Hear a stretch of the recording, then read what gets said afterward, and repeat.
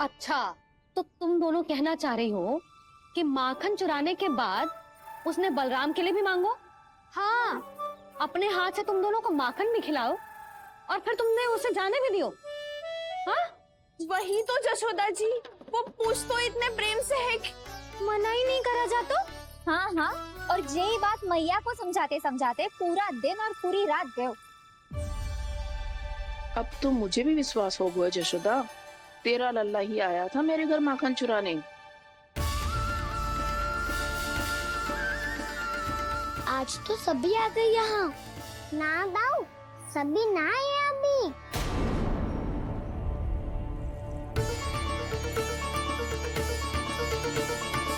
जानकी छोटी है अभी, ये सोच के मैंने बात को जाने दी, तो उसका लाभ उठाओ सावित्री ने। फिर भी मैंने कछु ना कही, तो अब तुम सबका साहस इतना बढ़ गया है कि तुम सब आपस में मिल गई। क्या लगता है तुम सबको कि तुम सब मिलकर मेरे फूल से निर्दोष बालक पर आरोप लगाओगी और मैं चुपचाप सुनती रहूंगी? हाँ? पर आरोप कौन लगा रहा है जशोदा? कान्हा ने सच्ची में माखन चोरी की है। कान्हा ने सच्ची में माखन चोरी की है, तो सिद्ध करो ना। अब किसी ने कान्हा के लिए एक शब्द भी कही ना, तो या तो साक्ष्य लेकर आओ या उसे रंगे हाथ पकड़ के लाओ। पर जशोदा जी, अब इस घर में प्रवेश उसी को मिलेगा जो साक्ष्य लेकर आए। ना तो अपने आरोप को वापस लो और अपनी भूल स्वीकार करो। अब किसी की एक भी ना सुनूंगी मैं। हाँ नहीं तो कान्हा, अति हो गई है, अब बंद करो ये माखन चोरी का खेल।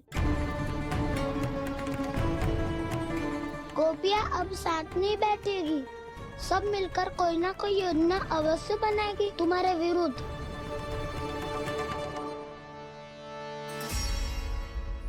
देखो देखो क्या दशा की है। मेरे घर का दृश्य भी कछु भिन्न है। पूरे घर में माखन बिखरा पड़ो है। ऐसे ही चोरी होती रही तो हम परमानंद जी के साथ व्यापार कैसे करेंगे और धनवान कैसे बनेंगे? पर समस्या तो ये है कि हमारी बात मानने को यशोदा जी तैयार ही ना है। अब उनके लिए साक्ष्य कहाँ से लाए हम? और कैसे? हमें कान्हा को रंगे हाथों पकड़ना पड़ेगा। जितना आसान लग रहे हो है उतना आसान ना है उसे पकड़ना। जैसे ही मेरे हाथों ने उसके पाँव को छुआ था, अचानक ही जाने कहाँ खो गई थी मैं। उसके बाद क्या हो मुझे कछु पता ही ना चला। ऐसो है वो कन्हैया। अरे बावली, नन्हा सा बालक है वो, कोई सिद्ध चमत्कारी साधु महात्मा थोड़ी है। साधु महात्मा को तो पता ना मौसी, पर चमत्कारी अवश्य है, क्योंकि मेरे साथ भी ऐसा ही हुआ था। चिंता मत करो मौसी, 2 गुणों से भी अधिक मिलेगा। भूखे की भूख मिटाने का पुण्य प्राप्त किया है आपने। मधु से भी अधिक मीठी बातों के चमत्कार से बहका दिया था मुझे भी उस माधव ने। मेरा अनुभव भी इन सबसे समान ही है मैया। उसके छूते ही सारी सूध बूध भूल गई थी मैं।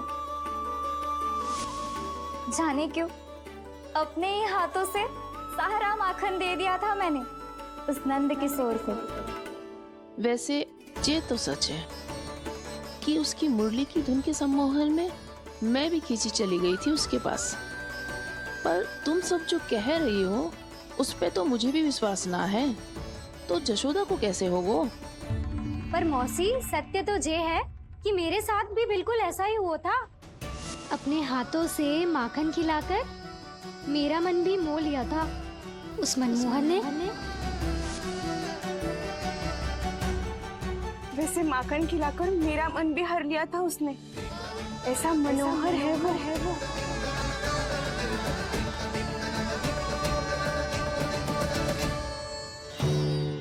तो इन सबके घर गो है वो, बस मेरे यहाँ ही ना आयो। सबके सब किसी एक स्थान पर इकट्ठी हो गई होंगी। हाँ, सही कह रहे है दाऊ। अब गहरा सोच विचार कर रही होंगी। हाँ सही कह रहे हो दाऊ। माखन भले ही चुराते है, पर चुराते हुए कितना प्यारा लगता है ना। ऐसे तो पकड़ लियो इन्होंने उस माखन चोर को। एक ही उद्देश्य होगा उन सबका कि तुम्हारे विरुद्ध ढेर सारे साक्ष्य कैसे इकट्ठे करे। अभी तो ढेर सारे प्रेम भरे नाम इकट्ठे किए उन्होंने मेरे लिए। कन्हैया, नंद किशोर, माधव, मनमोहक और मनोहर, ये सब कौन है? ये मेरे नाम है दाऊ। गोपियों ने दिए है मुझे, ये तो सौंपा भी नहीं है। अभी तो बस एक ही नाम से पुकार रही होंगी वो सब तुम्हें, माखन चोर।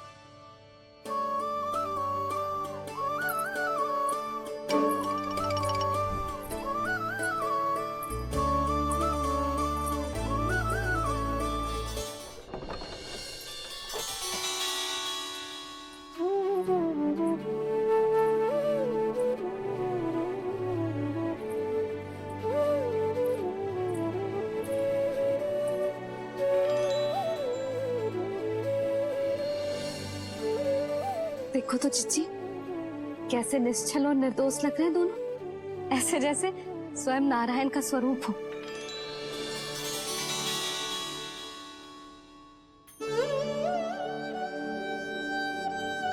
अरे यशोदा, ये क्या हो गया तुम्हें अचानक? चिच्ची, इतने निर्दोष से फूल जैसे बालकों पर कैसे लांछन लगा रही है सबकी सब। इनका हृदय ना कांपता? नारायण का भी बहना है इन्हें।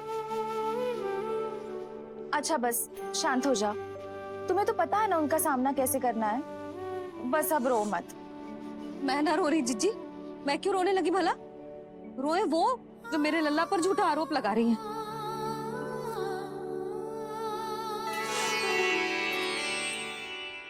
कान्हा, बलराम, उठ जाओ दोनों, उठ जाओ। चलो दूध पी के शक्तिशाली हो जाओ दोनों। लो।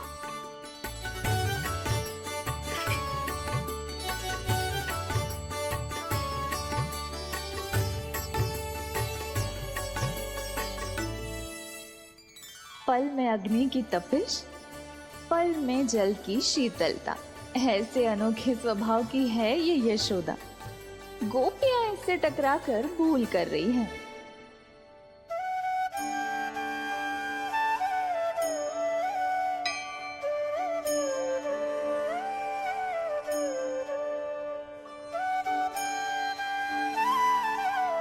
हमें कोई योजना बनानी पड़ेगी। कहाँ खोई हो तुम सब? उसके भोलेपन में, उसकी मनमोहक मुस्कान में, उसकी सम्मोहक गहरी आंखों में, उसकी मीठी बातों में।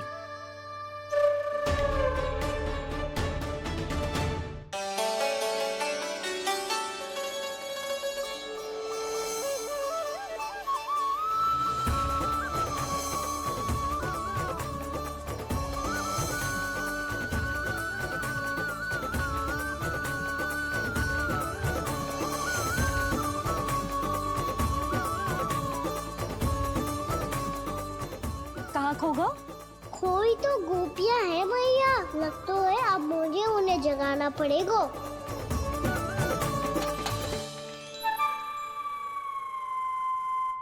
तुम सब तो उसके बारे में सोच सोच के जाने कहाँ खो जाती हो और चली हो उस माखन चोर को पकड़ने। पर कोई ना कोई उपाय तो निकालना पड़ेगा। कोई ऐसा उपाय जिससे हम उसकी मीठी बातों के जाल में ना फंसे और उसकी मुस्कान से मोहित ना हो जाए। सबसे अधिक संकट तो उसकी आंखों से है। पर ये संभव कैसे होगा? उसे देखते ही हम नारायण नारायण का जाप आरंभ कर देंगे। मन नारायण में रमेंगो तो उसकी माया हमें ठग ना पाएगी।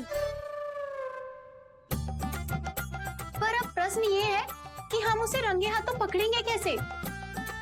हम सबके यहाँ तो वो माखन चोरी कर चुका है। अब किसके यहाँ जाएगा वो माखन चोरी करने? मेरे यहाँ।